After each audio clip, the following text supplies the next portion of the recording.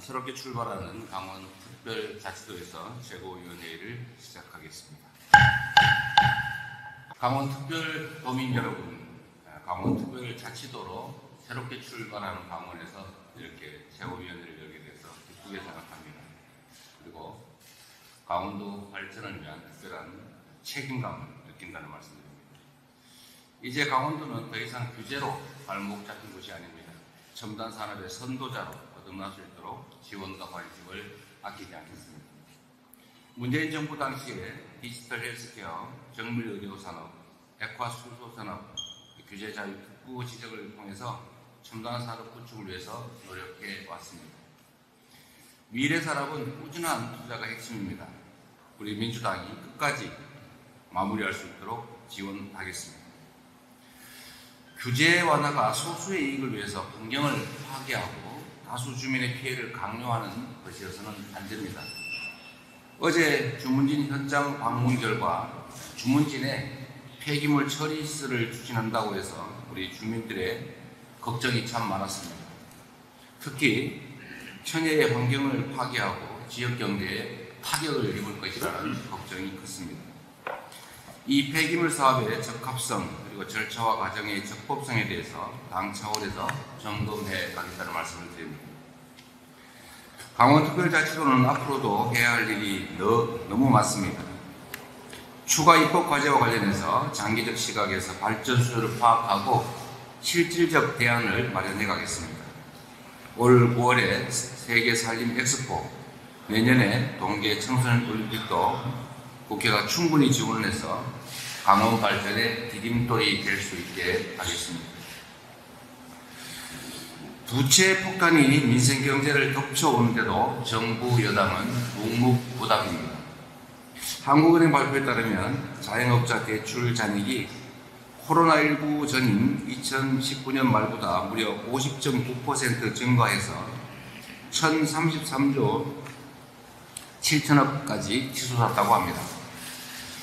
가계 기업의 신규 연체율도 전년 대비 2배 이상 증가했습니다. 특히 지난해 하반기에 늘어난 가계 대출 연체액의 62%가 다중채무자, 소득 하위 30% 같은 취약차주들입니다. 청년들의 생활고도 한계 상황에 직면해서 금리 10%라는 파격적인 혜택으로 큰 호응을 얻었던 청년 희망 적금조차도 가입자 4명 중에 1명이 해약을 할 지경입니다. 국가의 적극적 역할 없이는 위기에 처한 국민의 삶을 지킬 수가 없습니다. 살기 위해서 빌린 돈이 삶을 옥죄는 일이 없도록 치솟는 물가와 공공요금 부담에서 서민과 취약계층을 지켜내야 합니다. 벼랑 끝에 삶에 내몰린 국민은 더 이상 기다릴 여유가 없습니다. 정부 여당이 나서지 않는다면 야사당 협의를 통해서 추경을 추진하겠습니다. 국가 대신 국민이 빚을 지는 이 불합리한 상황을 더 이상 방치해서는 안 됩니다. 입시제도 관련해서 참으로 혼란이 많습니다.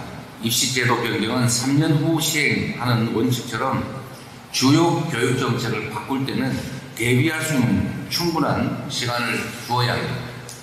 그런데 정부는 5개월밖에 남지 않은 수능을 혼란으로 밀어놓고 있습니다.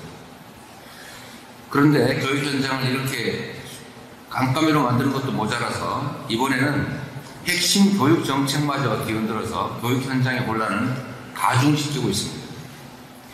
정부가 지난 21일에 공교육 경쟁력 제고 방안이라면서 난데없이 일제고사 부활 그리고 자사고 외고 존치를 들고 나왔습니다. 이는 MB정부 때 대표적 실패 사례로 꼽히는 고교 다양화 정책과 학업 성취도 평가 전수와 소위 일제고사를 이름만 바꾼 것입니다.